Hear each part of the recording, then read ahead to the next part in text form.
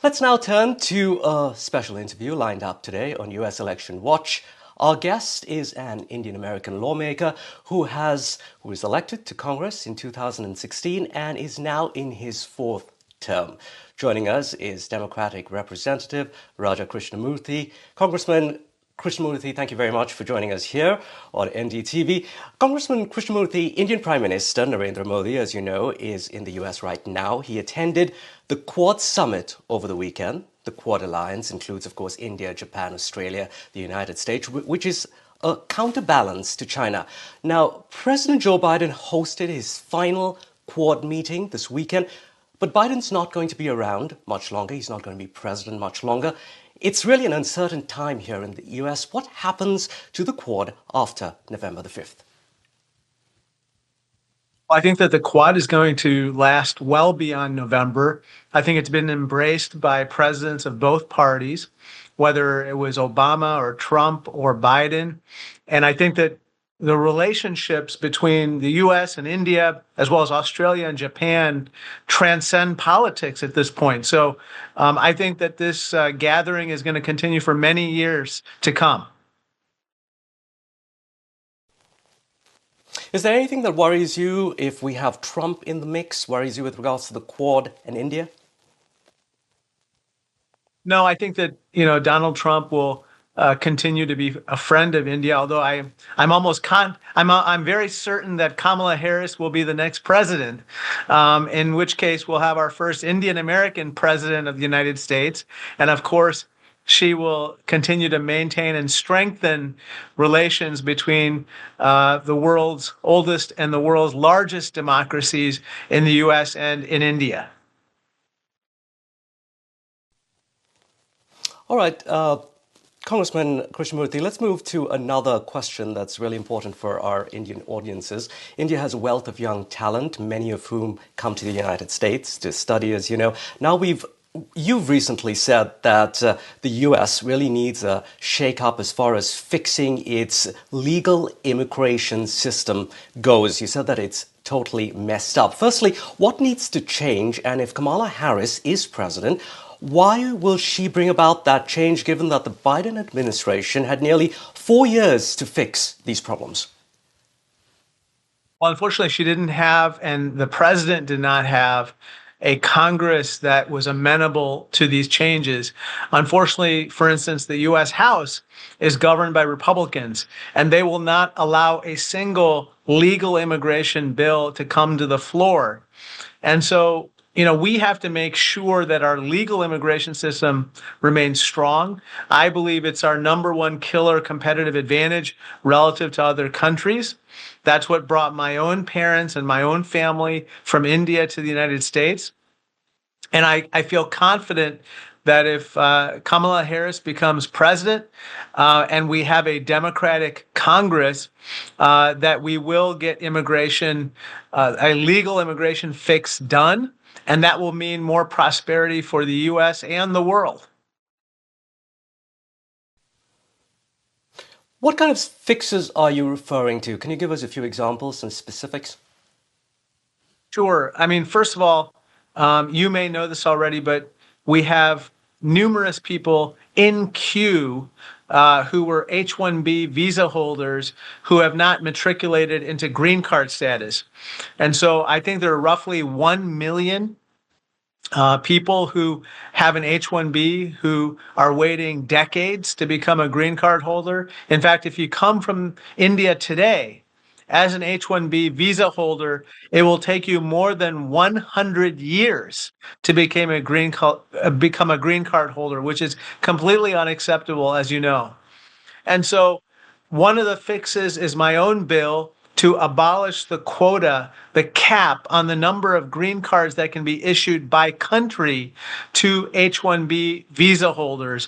If we were to abolish the cap and award green cards on a first-come, first-served basis, we could effectively deal with this queue, especially from countries like India, and then grant these people some stability to start businesses, to employ Americans, to invest their capital in America and the American economy.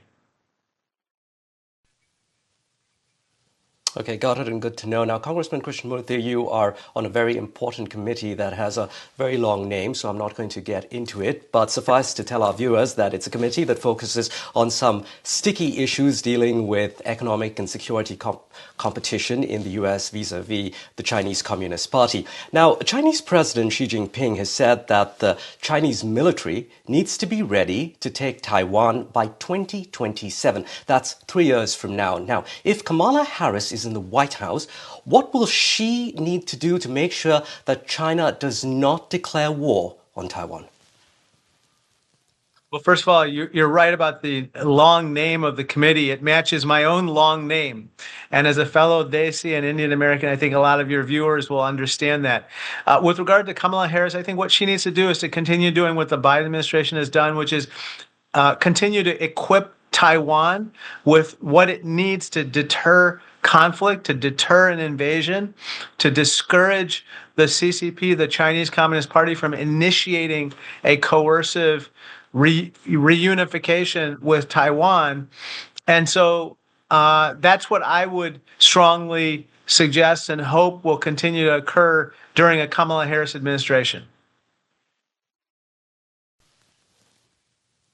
All right, so let's talk about another flashpoint on our planet right now, potential, one that's ongoing. In recent days, the situation in the Middle East has gotten even more alarming. There are renewed worries of a wider regional war. When Kamala Harris privately met Israeli Prime Minister Benjamin Netanyahu during his visit to the US in July, she put pressure on Netanyahu to end the war. Things, though, have gotten worse since then. Pager attacks, massive Israeli airstrikes on Hezbollah, as you know.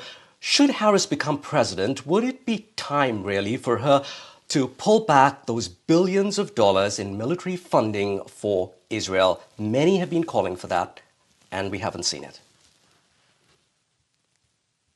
I think our partnership with Israel is rock solid, and it's important that we stand with our democratic allies in the Middle East, including Israel, against any aggression.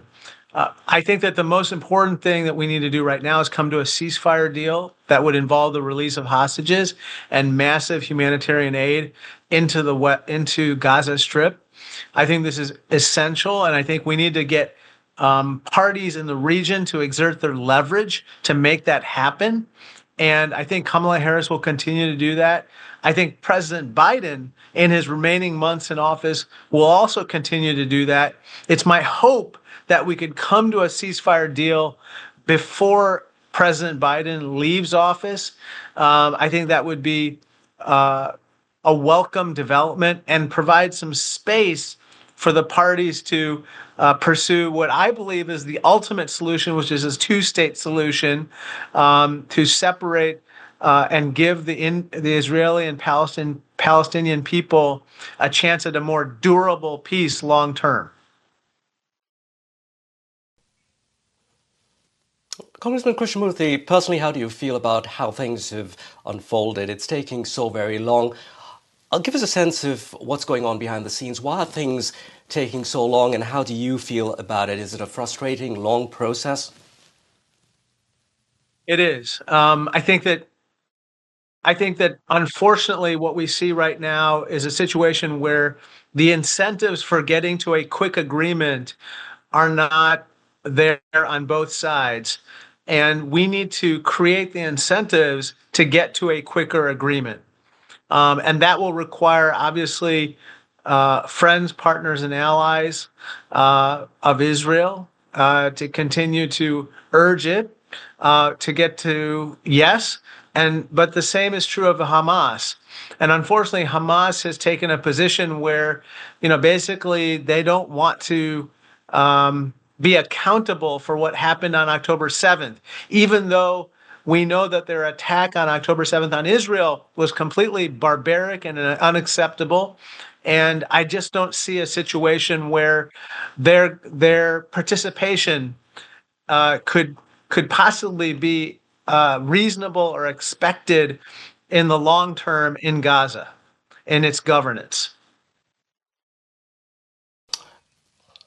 We have a few minutes left, so let's go back to China for a bit. Now, the Biden administration has told TikTok's parent company, ByteDance, it needs to find a non-Chinese owner, or TikTok could potentially be banned come January 19th, around the time the next president is sworn in. Now, 170 million Americans use TikTok. I was talking to a few TikTokers just a few days ago. Some say that they don't see why Joe Biden or Kamala Harris needs to be worrying about cat videos on TikTok. What do you have to say to those voters?